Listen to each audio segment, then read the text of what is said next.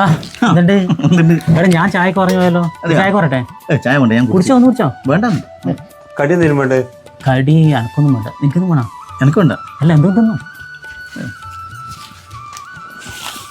ഒരു ബന്ന് തന്നെ.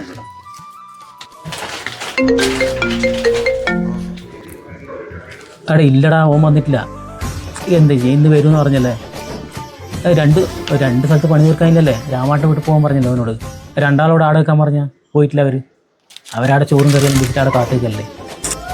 എന്ത് ഇങ്ങനെ അങ്ങനെ ഒഴിവാക്കണം, വേറെ രക്ഷയൊന്നുമില്ല.